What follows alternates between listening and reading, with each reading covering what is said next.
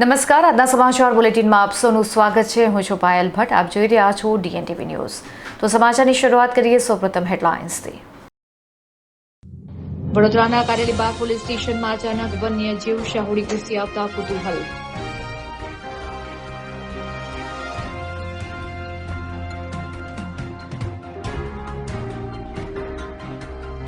વડોદરાના ફતેપુરામાં વીજ થાંભલા પર શોર્ટ સર્કિટ બાદ આગ, સમગ્ર વિસ્તારમાં અંધારપટ, લોકોમાં ફફડાટ.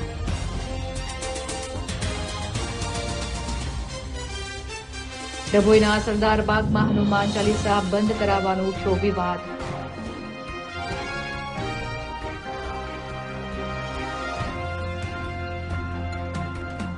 હવે જોઈએ સમાચાર વિગતવાર.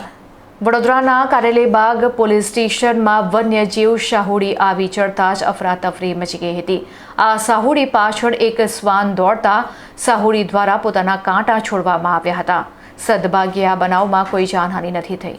શહેરના કારેલીબાગ પોલીસ સ્ટેશન વિસ્તારમાં એક વન્યજીવ શાહુડી ઘૂસી આવતા પોલીસ કર્મચારીઓ સહિત સ્થાનિક લોકોમાં ભારે કુતૂહલ અને આશ્ચર્યનો માહોલ ફેલાઈ ગયો હતો. પોલીસ સ્ટેશન જેવા વ્યસ્ત સરકારી પરિસરમાં વન્યજીવ દેખાતા જ લોકો તેને જોવા માટે ઉમટી પડ્યા હતા. આ શાહુડી નજીકમાં આવેલા જૂના SOG પોલીસ સ્ટેશન તરફથી નીકળીને કારેલીબાગ પોલીસ સ્ટેશનના મુખ્ય પરિસરમાં આવી પહોંચી હતી. પોલીસ સ્ટેશનની અંદર અચાનક જંગલી જીવને જોઈને એક તરફ લોકો આશ્ચર્યચકિત થઈ ગયા હતા, તો બીજી તરફ આ સમગ્ર ઘટના વિસ્તારમાં ચર્ચાનો વિષય બની હતી. ઘટનાની ગંભીરતા જોઈને વન્યજીવને કોઈ નુકસાન ન પહોંચે અને તેને સુરક્ષિત રીતે બહાર કાઢી શકાય તે માટે વન વિભાગને જાણ કરવા સહિતની જરૂરી કાર્યવાહી હાથ ધરવામાં આવી હતી. જોકે પોલીસ સ્ટેશનમાંથી નીકળ્યા બાદ આ શાહુડી નજીકમાં આવેલી એક રહેણાંક સોસાયટીમાં પણ પ્રવેશી ગઈ હતી. સોસાયટીમાં શાહુડીને જોઈને સ્થાનિક શ્વાન તેની પાછળ પડ્યા હતા. શ્વાનના હુમલાથી બચવા અને પોતાની આત્મરક્ષા માટે શાહુડીએ પોતાનું કુદરતી સુરક્ષા શસ્ત્ર અજમાવ્યું હતું અને તેના શરીર પરના તીક્ષ્ણ કાંટા છોડ્યા હોવાનું પણ સામે આવ્યું હતું. સદનસીબે આ અણધારી ઘટનામાં કોઈ અનિચ્છનીય બનાવ બન્યો ન હતો અને વન્યજીવને રેસ્ક્યુ કરવાની કવાયત શરૂ કરાઈ હતી.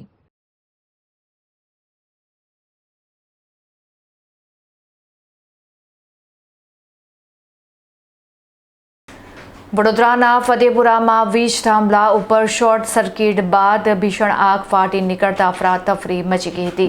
આ શોર્ટ સર્કિટને પગલે વિસ્તારમાં અંધારપટ છવાઈ ગયો હતો, જેને લઈને લોકોમાં ફફડાટ વ્યાપી ગયો હતો. વડોદરાના ફતેપુરા વિસ્તારમાં આવેલા હાથીખાના પાસે ભાંડવાડા તરફ જતા મુખ્ય માર્ગ પર એક વીજ થાંભલા પર અચાનક શોર્ટ સર્કિટ થવાને કારણે અફરાતફરી મચી ગઈ હતી. શોર્ટ સર્કિટ થયા બાદ વીજ થાંભલા પરથી આગના મોટા તણખા ઝરવા લાગ્યા હતા અને જોતામાં ત્યાં આગ ફાટી નીકળી હતી. વરસાદી માહોલ વચ્ચે ટ્રાન્સફોર્મર અને વીજ થાંભલાઓમાં સ્પાર્ક થવાની આ ઘટનાને પગલે આસપાસના સ્થાનિક દુકાનદારો અને રાહદારીઓમાં ભારે ભય અને ફફડાટનો માહોલ જોવા મળ્યો હતો.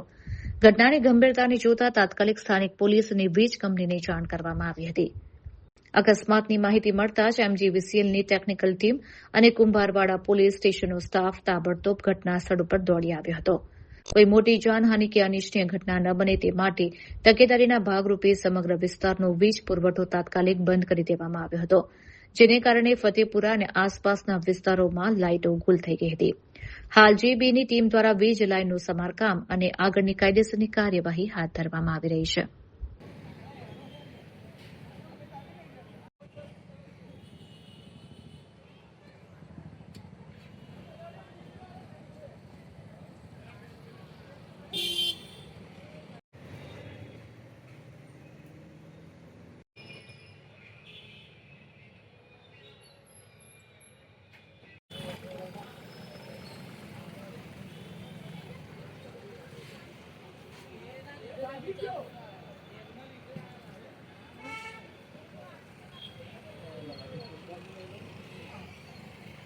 ડભોઈના સરદાર બાગમાં હનુમાન ચાલીસા બંધ કરવાને લઈને વિવાદ ઉભો થયો છે, ત્યારે આ વિવાદને પગલે હિન્દુ સંગઠનો દ્વારા ઉગ્ર વિરોધ વ્યક્ત કરવામાં આવી રહ્યો છે.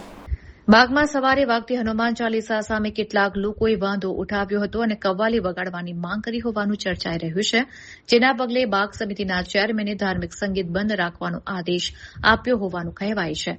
આ સંદર્ભનું એક કથિત કોલ રેકોર્ડિંગ પણ સોશિયલ મીડિયા પર વાયરલ થયું છે, જેણે વિવાદને વધુ તીવ્ર બનાવ્યો છે. આ નિર્ણયના વિરોધમાં મોટી સંખ્યામાં હિન્દુ સંગઠનોના કાર્યકરો અને સ્થાનિક નાગરિકો રંગ ઉપવન બાગ ખાતે એકત્રિત થયા હતા. વિરોધ પ્રદર્શનના ભાગરૂપે ઉપસ્થિત લોકોએ સામૂહિક હનુમાન ચાલીસાના પાઠ કર્યા હતા અને વર્ષોથી ચાલી આવતી ધાર્મિક પરંપરાને અકબંધ રાખવાની ઉગ્ર માંગણી કરી હતી. હાલ સુધી નગરપાલિકા કે સંબંધિત સમિતિના ચેરમેન તરફથી આ મુદ્દે કોઈ સત્તાવાર સ્પષ્ટતા કે ખુલાસો કરવામાં આવ્યો નથી. લોકો સવાલ ઉઠાવી રહ્યા છે કે કોઈ પણ સત્તાવાર ઠરાવ વિના માત્ર વ્યક્તિગત ફરિયાદના આધારે આ નિર્ણય લેવાયો છે. જો તંત્ર દ્વારા આદેશ પરત નહીં ખેંચાય તો આગામી દિવસોમાં આંદોલન વધુ ઉગ્ર બને તેવી પૂરેપૂરી શક્યતા છે. ગતરોજ અમારા મિત્ર અને કોર્પોરેટર છે કુલદીપભાઈએ મને માહિતી આપી કે આવો કોઈ નિર્ણય જે કોંગ્રેસ પાર્ટીમાંથી ચેરમેન બન્યા છે બગીચાના, એમને મૌખિક સૂચના આપી છે કે હનુમાન ચાલીસા વગાડવી નહીં, એવી અમારી પાસે માહિતી આવતા અને એમનું એક ઓડિયો રેકોર્ડિંગ આવતા અમે લોકોએ કર્મચારી જોડે પૂછતાછ કરી તો ખબર પડી કે આ એવી સૂચનાઓ આપેલી છે. એટલે તાત્કાલિક અસરથી અમે આજે હનુમાન ચાલીસા ચાલુ કરવા માટે ચીફ ઓફિસરને રજૂઆત કરી. લાગતા ઓળખતા તમામ અધિકારીઓને સૂચનાઓ આપેલી છે કે ભાઈ આ તાત્કાલિક અસરથી ચાલુ થવી જોઈએ. ડભોઈ ગામની અંદર આજે બગીચો બનેલો છે, એમાં રામ ભગવાનની પ્રતિમાની સ્થાપના કરેલી છે, જે હિન્દુ આસ્થાનું પ્રતીક છે અને જેના કારણે સવાર સાંજ ચાલવા આવતા બેસવા આવતા લોકો માટે એમની માગણીથી હનુમાન ચાલીસાનું એનું એ કરવામાં આવે છે.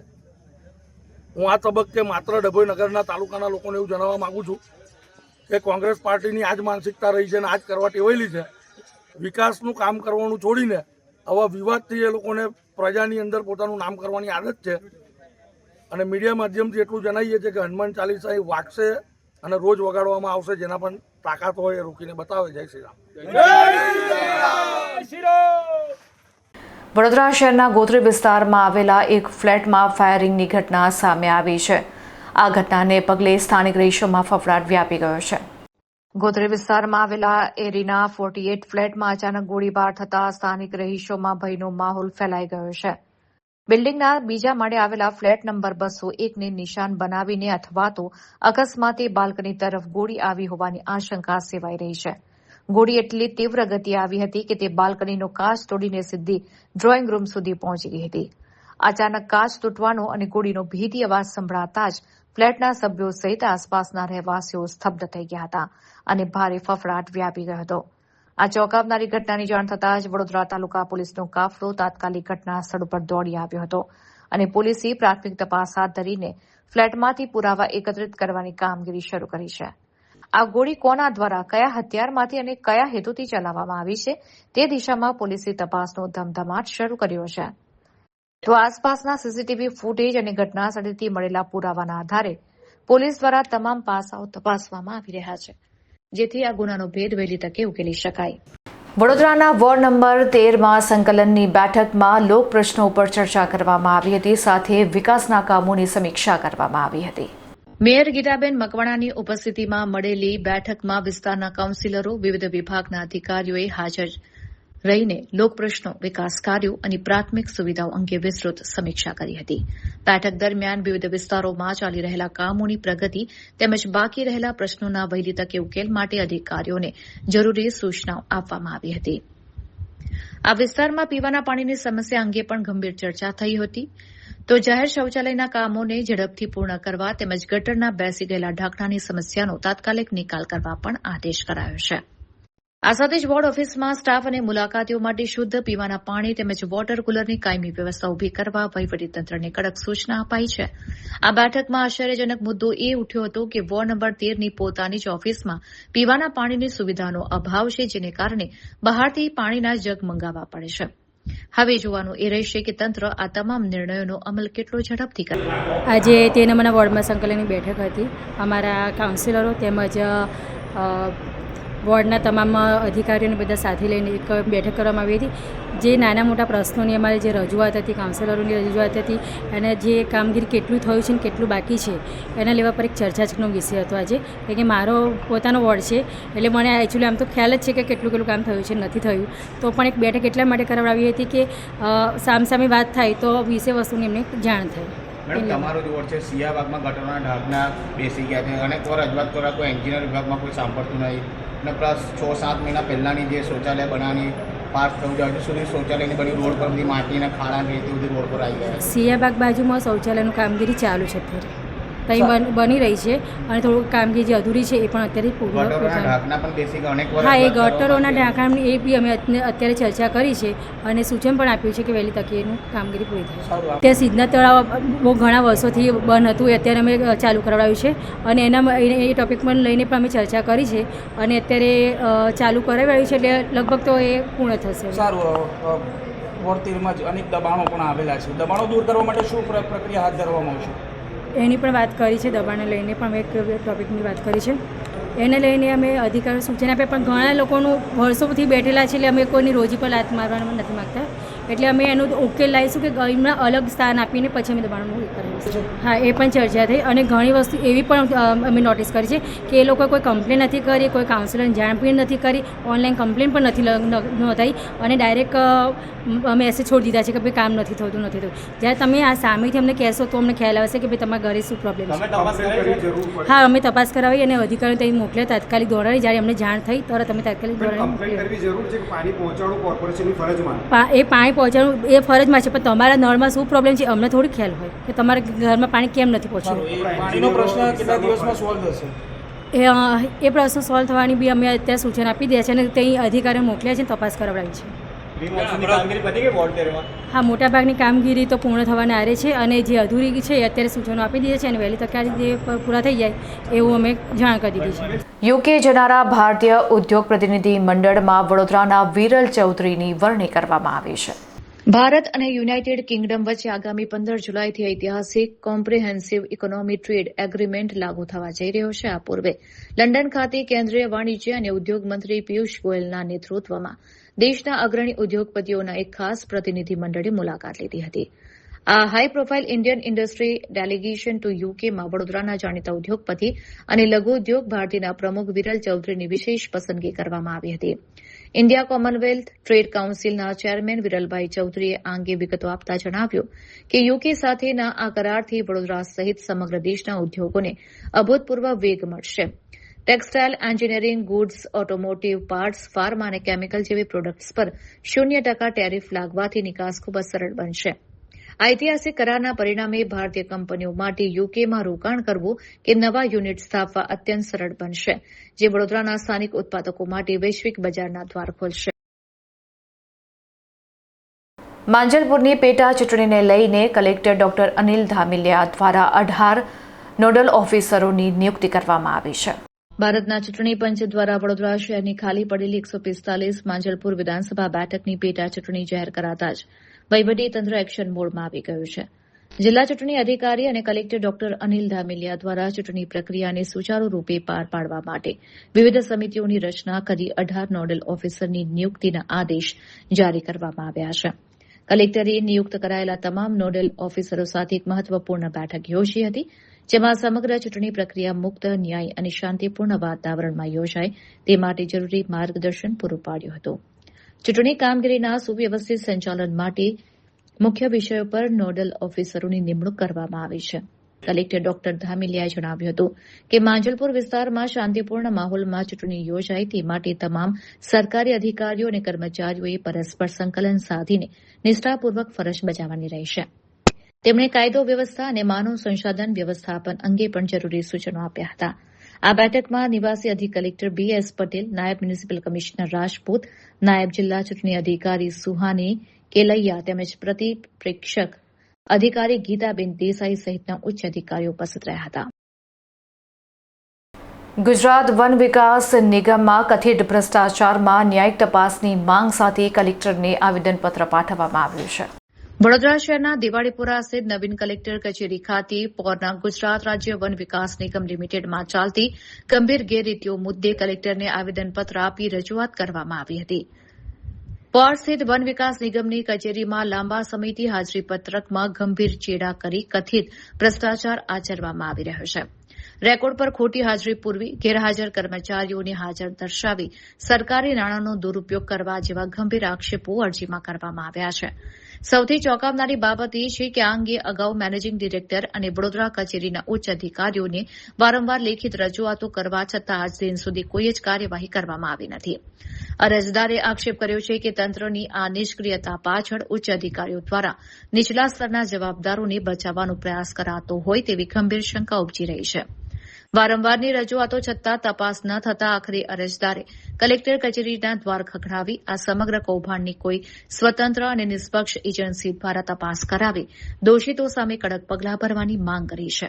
હકની વાત ટીમથી વિકી શ્રીમાળી અને મારી પાસે જે છે પરમાર રમેશભાઈ પોર ખાતે જે ગુજરાત વન વિભાગ નિગમમાં જોબ કરતા હતા અને એમને 2005થી લઈને 2007થી લઈને 2025 સુધી જોબ કરી અને એમને કોન્ટ્રાક્ટ સિસ્ટમની અંદર ના જવાના કારણે એમને તેનો વિરોધ કર્યો અને તેમને કાઢી મૂકવામાં આવ્યા. ત્યાર પછી ઘણી બધી રજૂઆતો કરી, તેમાં આરટીઆઈના માધ્યમથી ઘણા એવા પુરાવા અમારી સામે આવ્યા છે કે જ્યાં આગળ જે ગુજરાત રાજ્ય વન વિભાગ નિગમ છે તેની અંદર જે કામ કરનાર જે વ્યક્તિઓ છે તેની જે માહિતી માગવામાં આવી એમાં જે લોકો કામ કરતા જ નથી એવા લોકોના નામ છે અને એ લોકોને બારોબાર પગાર પણ ચૂકવાઈ જાય છે. એટલે અમારા સીધા આક્ષેપ એ છે કે જે સરકારી તિજોરીને ખાલી કરવાના જે વહીવટ ચાલે છે, જે અધિકારીઓ કામ કરે છે તેની રજૂઆત અમે જવાબદાર જે મેનેજિંગ ડાયરેક્ટર છે અલકાપુરી ખાતેની કચેરી પણ કર્યા છે, મુખ્યમંત્રીને પણ રજૂઆત કરી છે અને જવાબદાર અલગ અલગ સાહેબોને અમે લેખિતની અંદર રજૂઆત કરી છે, છતાં પણ એનો કોઈ પણ સચોટ જવાબ અમને મળ્યો નથી. એટલે અમે આજે કલેક્ટર કચેરી સાહેબશ્રીને અહીંયા આજે એક લેખિતની અંદર અરજી આપવા આવ્યા છે કે તમામ જે અરજીઓ છે, જે અધિકારીઓ છે તેની ચકાસણી કરવામાં આવે અને ઊંડાણપૂર્વક જો તપાસણી થશે તો ચોક્કસથી સરકારી તિજોરીને ખાલી કરનારા જે અધિકારીઓ છે તે બહાર આવશે. અને અમને આશા છે કે ભાઈ ન્યાયતંત્રનું કામ કરશે, પણ જે અધિકારીઓ જ ઉચ્ચ અધિકારીઓ જે નાના અધિકારીઓને બચાવવાની કામગીરી કરતા હોય એમને લાગે છે કેમ કે જો કોઈ અરજીનું જવાબ નથી મળ્યો એને અમારે સમજવું શું. માટે અમારા સીધા આક્ષેપ છે કે અમારે સચોટ કામગીરી કરીને જો તપાસ કરવામાં આવે તો સરકારી તિજોરી જે ખાલી કરનાર વ્યક્તિઓ છે, જે અધિકારીઓ છે તેમને ભાન આવે ને એમને કડકમાં કડક સજા થાય એવી અમારી માંગણી છે. આ જે છે 2005થી જોબ કરતા હતા અને 2025માં તેમને કાઢી મૂકવામાં આવ્યા. કોન્ટ્રાક્ટ સિસ્ટમનો વિરોધ કરવા માટે એમને કાઢી મૂકવામાં આવ્યા. ત્યારબાદ એમની અત્યારે જે નોકરી બાબતેની લડત તો ચાલુ છે, પણ આરટીઆઈના બેઝ પર જે માહિતી અમારી પાસે આવી તે બદલ એ અમારી પાસે હકની વાતના સંગઠન પાસે આવે ને અમે અધિકારીઓ સુધી આ વાત પહોંચાડવા માટે આજે કલેક્ટરને આ અરજી આપેલી છે. સુરતના કડોદરા જીઆઈડીસીમાંથી દેશી તમંચા સાથે એક આરોપીને સુરત જિલ્લા એલસીબીએ ઝડપી પાડ્યો છે અને તેના વિરુદ્ધ કાયદેસરની કાર્યવાહી હાથ ધરવામાં આવી છે. કડોદરા જીઆઈડીસી પોલીસ સ્ટેશનની હદમાં આવેલા તાતી થૈયા વિસ્તારના સોની પાર્ક પાસેથી એલસીબીની ટીમે બાતમીના આધારે દરોડો પાડીને ગેરકાયદેસર દેશી હાથ બનાવટના તમંચા સાથે 2 જણાને દબોચી લીધા છે. પોલીસે આ મામલે કરણ નામના એક ઇસમની ધરપકડ કરી છે, જ્યારે તેની સાથે રહેલા અને કાયદાના સંઘર્ષમાં આવેલા એક બાળ કિશોરને પણ ઝડપી પાડવામાં આવ્યો છે.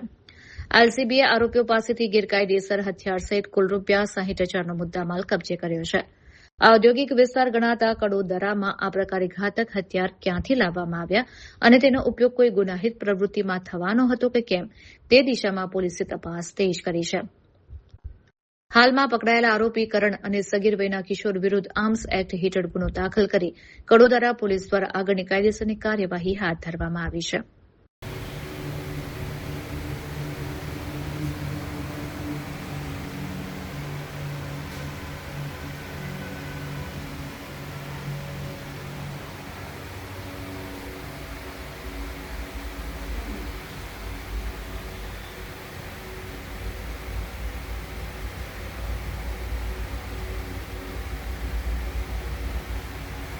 અમદાવાદમાં ફાઇનાન્શિયલ પ્રોફેશનલ્સ કોન્ક્લેવ 2026 સફળતાપૂર્વક સંપન્ન થયો છે. શહેરના એએમએ કેમ્પસ સ્થિત જેબી ઓડિટોરિયમ ખાતે પ્રોફેશનલ્સ એક્સલન્સ સેતુ એસોસિએશન દ્વારા આયોજિત ફાઇનાન્શિયલ પ્રોફેશનલ્સ કોન્ક્લેવ 2026 ભવ્ય અને સફળતાપૂર્વક યોજાઈ ગયો. આ ઐતિહાસિક કોન્ક્લેવમાં ગુજરાત સહિત દેશભરમાંથી loan consultants, DSA, CA, CS, advocates અને ફાઇનાન્શિયલ પ્રોફેશનલ સહિત 400થી વધુ નિષ્ણાંતોએ ઉત્સાહભેર ભાગ લીધો હતો.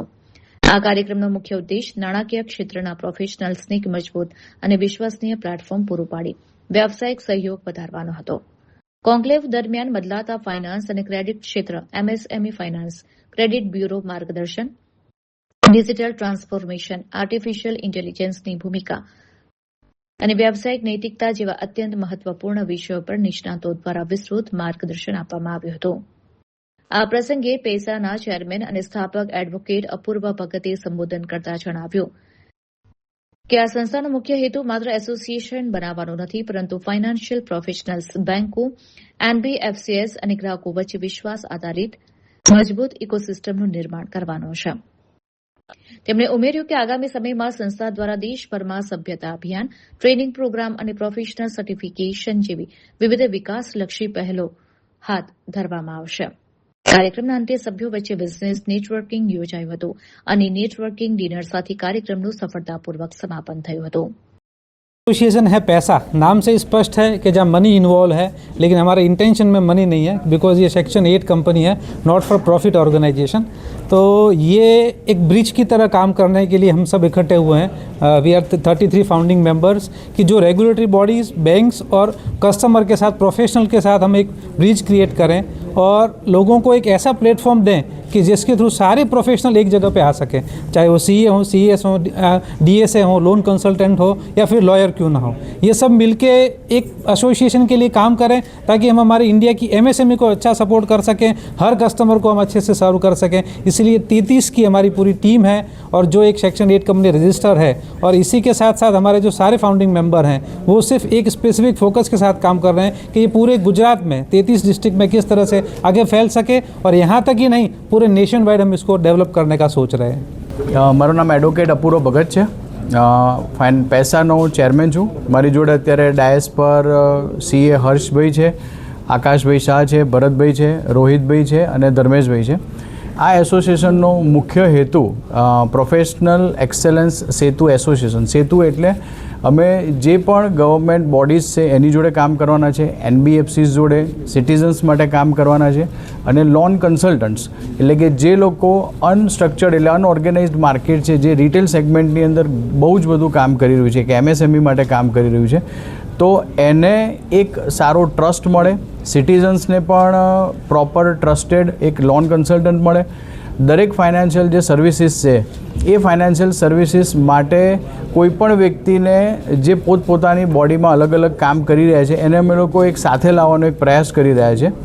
અત્યારે અમે લોકો એક સોફ્ટ લોન્ચ કરવા જઈ રહ્યા છે અને 9મા મહિનામાં અમે લોકો કમ્પ્લીટલી આ ઓર્ગેનાઇઝેશન એસોસિએશન સ્ટાર્ટ કરીશું. અમારું લોન્ચિંગ હશે અને શરૂઆતમાં અમે લોકો 33 ડિસ્ટ્રિક્ટની અંદર ગુજરાતમાં સ્ટાર્ટ કરીશું આ, અને પછી નેક્સ્ટ અમારું પેન ઇન્ડિયા ઉપર અમે લોકો આ એસોસિએશન લઈ જઈશું. આ એઆઈ ટાઈમની અંદર ફાઇનાન્સ પ્રોફેશન માટે આપ શું કરશો? મેડમ, અમારું જે પણ આ એસોસિએશન છે એ ખાલી એઆઈ માટે નહીં હોય. અમારું એસોસિએશનનો મેઇન મોટો જ જે છે એ થ્રુ નોલેજ, સેમિનાર્સ, નેટવર્કિંગ, આ બધા જ માટે રેગ્યુલર અમે લોકો અપડેટ્સ માટે અમારા ફાઇનાન્શિયલ પ્રોફેશનલ્સ જે પણ લોકો છે એ લોકોને અમે લોકો હેલ્પ કરીશું નોલેજ સેમિનાર્સ થ્રુ. સુરતમાં એક સામાન્ય બાબતમાં બોલાચાલી થયા બાદ એક યુવકની પથ્થર મારીને હત્યા કરી દેવામાં આવતા અફરાતફરી મચી ગઈ છે. ત્યારે કડોદરા પોલીસે આ હત્યામાં સંડોવાયેલા બિહારી ક્લીનરની ધરપકડ કરી છે. અંદ્રોલી ગામમાં મજૂરી કામ કરતા એક રાજસ્થાની યુવક અને ત્યાંથી પસાર થઈ રહેલી એક ટ્રકમાં ક્લીનર તરીકે ફરજ બજાવતા બિહારી યુવક વચ્ચે કોઈ અજ્ઞાત બાબતે બોલાચાલી થઈ હતી. જોતામાં આ બોલાચાલી ઉગ્ર ગાળાગાળીમાં ફેરવાઈ ગઈ હતી અને બંને વચ્ચે ભારે ઝઘડો શરૂ થયો હતો. આ હિંસક ઝઘડા દરમિયાન આવેશમાં આવીને બિહારી યુવકે રાજસ્થાની યુવકના માથાના ભાગે પથ્થરનો જોરદાર ફટકો મારી દીધો હતો. પથ્થર વાગવાને કારણે રાજસ્થાની યુવક લોહીલુહાણ થઈને જમીન પર ઢળી પડ્યો હતો અને તેને માથામાં ગંભીર ઈજા પહોંચી હતી. આ ઘટનાને પગલે આસપાસના લોકો એકઠા થઈ ગયા હતા અને ગંભીર રીતે ઈજાગ્રસ્ત યુવકને તાત્કાલિક સારવાર અર્થે નજીકની હોસ્પિટલમાં ખસેડવામાં આવ્યો હતો. જોકે હોસ્પિટલમાં ટૂંકી સારવાર દરમિયાન જ તેની સ્થિતિ વધુ વણસતા તેનું કરુણ મોત થયું હતું. આ ઘાતકી બનાવ અંગે કડોદરા જીઆઈડીસી પોલીસને જાણ કરવામાં આવતા પોલીસ કાફલો ઘટનાસ્થળે પહોંચ્યો હતો. પોલીસે ત્વરિત કાર્યવાહી કરીને હત્યાનો ગુનો નોંધી આગળની વધુ તપાસ હાથ ધરી છે. ટેકનિકલ સોર્સ અને તપાસના આધારે પોલીસે ગણતરીના કલાકોમાં જ આરોપી બિહારી યુવકની ધરપકડ કરી લીધી છે અને તેની સામે કાયદેસરની કાર્યવાહી શરૂ કરી છે.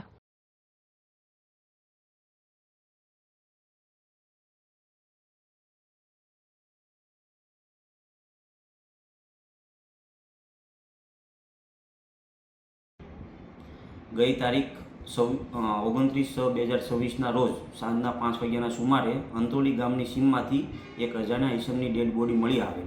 જે ડેડ બોડીનું પીએમ કરાવતા જાણવા મળેલ કે સદર ઈસમના માથાના ભાગે તીક્ષ્ણ વસ્તુઓ મારવાથી મોત નિપજેલ છે. જે અનુસંધાને કડોદરા જીઆઈડીસી ખાતે અજાણ્યા ઈસમ વિરુદ્ધ હત્યાનો ગુનો દાખલ કરવામાં આવેલ. સદર ગુનો શોધી કાઢવા માટે પોલીસ મહાનિરીક્ષક શ્રી પ્રેમવીરસિંહ સાહેબ તથા પોલીસ અધિક્ષક શ્રી રાજેશ ગઢિયા સાહેબ સુરતનાઓએ સૂચના અને માર્ગદર્શન આપેલ. જે અનુસંધાને કડોદરા જીઆઈડીસી તથા એલસીબીની અલગ અલગ ટીમો બનાવી અને ચોક્કસ દિશામાં ટીમ વર્ક હાથ ધરેલ. દરમિયાન શંકાસ્પદ ઈસમ રોશનકુમાર અનિલકુમાર મિશ્રાનાઓ રહે બિહારનાઓ મળી આવતા તેઓની યુક્તિથી પૂછપરછ કરતા પોતે શ્રી શ્યામ એક્સપ્રેસ નામના ટ્રાન્સપોર્ટમાં ક્લીનર તરીકે કામ કરતા હોય અને કન્ટેનરમાં માલ ભરાયેલ ન હોય, જેથી ફરવા માટે બહાર નીકળેલ. તે દરમિયાન આ કામના મરણ જનાર રસ્તામાં ગાળો બોલતા હોય, જે બાબતે બંને વચ્ચે ઝઘડો થતા આ કામના આરોપીએ મરણ જનારના માથામાં પથ્થરો મારતા તેમનું મોત નીપજેલ. પંચમહાલના શહેરાની મુલાકાતે આવેલા ભાજપ પ્રદેશ અધ્યક્ષ જગદીશ વિશ્વકર્માએ મરડેશ્વર મહાદેવની પૂજા અર્ચના કરી હતી અને ધન્યતા અનુભવી હતી. ગુજરાત ભાજપના સંગઠનાત્મક પ્રવાસો અને મુલાકાતોના ભાગરૂપે પ્રદેશ અધ્યક્ષ જગદીશ વિશ્વકર્મા પંચમહાલ જિલ્લાના શહેરા વિધાનસભા વિસ્તારની મુલાકાતે પહોંચ્યા હતા. શહેરા ખાતેના પોતાના રાજકીય અને સંગઠનાત્મક કાર્યક્રમોની શરૂઆત કરતા પૂર્વે પ્રદેશ અધ્યક્ષ જગદીશ વિશ્વકર્માએ આ પંથકના સુપ્રસિદ્ધ અને શ્રદ્ધાના કેન્દ્ર સમાન મરડેશ્વર મહાદેવ મંદિરની મુલાકાત લીધી હતી. શિવજીના ચરણોમાં શીશ ઝુકાવ્યો હતો. મરડેશ્વર મહાદેવ મંદિર ખાતે પહોંચેલા પ્રદેશ પ્રમુખ જગદીશ વિશ્વકર્માએ શાસ્ત્રોક્ત વિધિ વિધાન અનુસાર મહાદેવની પૂજા અર્ચના અને જળાભિષેક કર્યો હતો. તેમણે આરતીનો લાભ લઈ ભગવાન ભોળાનાથના આશીર્વાદ મેળવ્યા હતા અને રાજ્યની જનતાની સુખાકારી અને સમૃદ્ધિ માટે પ્રાર્થના કરી હતી. મંદિરમાં દર્શન દરમિયાન ભાજપના સ્થાનિક હોદ્દેદારો કાર્યકરો દ્વારા તેમનું ઉષ્માભર્યું સ્વાગત કરવામાં આવ્યું હતું. મહાદેવના દર્શન કરીને આશીર્વાદ લીધા બાદ પ્રદેશ અધ્યક્ષે શહેરા વિધાનસભાના આગામી સંગઠનાત્મક કાર્યો અને સ્થાનિક હોદ્દેદારો સાથેની બેઠકોનો દોર શરૂ કર્યો હતો. સુરતના શ્યાદલા ગામના ઇકો પાર્કમાંથી લોખંડના સળિયા ચોરનાર સુપરવાઇઝર અને ભંગારના વેપારીને ઝડપી પાડવામાં આવ્યા છે. શ્યાદલા ગામમાં આવેલા આનંદ ઇકો પાર્ક 1માં પ્લોટ નંબર 455 થી પ્લોટ નંબર 459ની સામે ખુલ્લી જગ્યામાં લોખંડના નવા સળિયાનો એક મોટો ઢગલો પડ્યો હતો. આ પાર્કમાં સુપરવાઇઝર તરીકે ફરજ બજાવતા આરોપી કેયુરભાઈ અરવિંદભાઈ રાદડિયાની દાનત પકડી હતી. તેણે આ ખુલ્લી જગ્યામાંથી આશરે 1560 કિલોગ્રામ વજનના લોખંડના નવા સળિયા, જેની બજાર કિંમત ₹90.4 થવા જાય છે, તેને ચોરી કરી લીધી હતી. આ કિંમતી મુદ્દામાલ ચોરી કર્યા બાદ તેણે ભંગારના વેપારી જસરાજ ખગારજી રાજપુરોહિતને સસ્તા ભાવે વેચી દીધો હતો અને ત્યાંથી નાસી છૂટ્યો હતો. આ ઘટના અંગે કીમ પોલીસને જાણ થતાં જ પોલીસે ત્વરિત એક્શન મોડમાં આવીને તપાસના ચક્રો ગતિમાન કર્યા હતા. હ્યુમન ઇન્ટેલિજન્સ અને ટેકનિકલ સર્વેલન્સની મદદથી કીમ પોલીસે ગણતરીના કલાકોમાં જ મુખ્ય આરોપી કેયુર રાદડિયા અને ચોરીનો માલ ખરીદનાર ભંગારના વેપારી જસરાજ રાજપુરોહિતને દબોચી લીધા હતા. પોલીસે તેમની પાસેથી ચોરી થયેલો તમામ મુદ્દામાલ રિકવર કરી લીધો છે અને બંને આરોપીઓ વિરુદ્ધ ગુનો નોંધી આગળની કાયદેસરની કાર્યવાહી હાથ ધરી છે. અમરેલીના રાજુલાના ચારનાળા નજીક હાઈવેના બ્રિજ ઉપર મોટી તિરાડો પડી ગઈ છે. પ્રથમ વરસાદે જ નેશનલ હાઈવે પરની કામગીરીની પોલ છતી કરી દીધી છે. ચોમાસાની શરૂઆતમાં જ પડેલા પ્રથમ વરસાદી તંત્ર અને કોન્ટ્રાક્ટરોની પ્રી મોન્સૂન કામગીરી તથા વિકાસના દાવાઓની પોલ ખોલી નાખી છે. અમરેલી જિલ્લામાંથી પસાર થતા ભાવનગર સોમનાથ નેશનલ હાઈવે પર રાજુલા તાલુકાના ચારનાળા નજીક આવેલા બ્રિજ પર ભ્રષ્ટાચારના જીવતા જાગતા દ્રશ્યો સામે આવ્યા છે. અહીં પહેલા જ વરસાદી રોડ બ્રિજ પર મોટી તિરાડો પડી જતા અને ચારે તરફથી હાઈવે ફાટી જતા વાહન ચાલકોની સુરક્ષા સામે મોટા સવાલો ઉભા થયા છે. અમરેલી જિલ્લાના રાજુલા જાફરાબાદ પીપાવાવ કોસ્ટલ બેલ્ટ વિસ્તારમાંથી આ વ્યસ્ત ભાવનગર સોમનાથ નેશનલ હાઈવે પસાર થાય છે. ચારનાળા નજીક સીસી રોડ ઉપર એટલી ભયાનક તિરાડો પડી ગઈ છે કે રીતસર હાઈવે વચ્ચેથી ફાટી ગયો હોય તેવું દેખાઈ રહ્યું છે. ચોંકાવનારી બાબત એ છે કે હજી થોડા દિવસો પહેલા જ આ જગ્યા ઉપર વહીવટીતંત્ર અને કોન્ટ્રાક્ટર દ્વારા સમારકામ કરીને ઠીંગડા પૂરવામાં આવ્યા હતા. પરંતુ પ્રથમ વરસાદી ઝાપટામાં જ એ ઠીંગડા ઉખડી ગયા છે અને રોડ ફરીથી બિસ્માર બની ગયો છે. હાઈવેના નબળા અને હલકી ગુણવત્તાની કામને કારણે સ્થાનિકો અને વાહન ચાલકોમાં ભારે રોષ જોવા મળી રહ્યો છે. આ માર્ગ ઉપરથી દરરોજ હજારો નાના મોટા વાહનો પસાર થાય છે, ત્યારે ફાટી ગયેલા રોડને કારણે ગંભીર અકસ્માત થવાનો ભય સતત તોડાઈ રહ્યો છે. વાહન ચાલકોએ આ નબળી ગુણવત્તાનું કામ કરનારા જવાબદાર કોન્ટ્રાક્ટરો સામે તપાસ કરી તેમની વિરુદ્ધ કાયદેસરની કડક કાર્યવાહી કરવાની ઉગ્ર માંગણી કરી છે.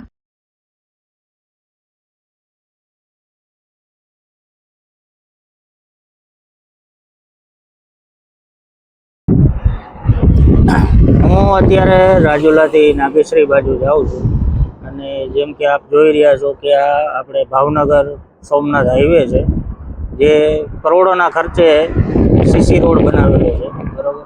અને હાલ તમે એની અત્યારે આપણે એક જ ચોમાસું થયું એની રોડની હાલત તમે જુઓ કે એની અંદર કેવડી મસ્ત મોટો તિરાડો પડી ગયેલી છે, બરાબર. એટલી નબળી ગુણવત્તાનું કાર્ય કરેલું છે, જેના ઉપર ચોક્કસ કાર્યવાહી થવી જોઈએ. જોવું જોઈએ કે ભાઈ આ જે પણ સરકારી અધિકારી છે, જે પણ કોન્ટ્રાક્ટર છે, બરાબર છે, એમની ફરજ જોવી જોઈએ એમને કે આ એટલું બધું ખરાબ કાર્ય કઈ રીતે થયેલું છે, બરાબર. અમારું એક જાહેર જનતા તરીકે એટલું નિવેદન છે સરકાર. તો આ હતા અત્યાર સુધીના સમાચાર. વધુ સમાચાર સાથે ફરીથી મળીશું. ત્યાં સુધી મને રજા આપશો. નમસ્કાર.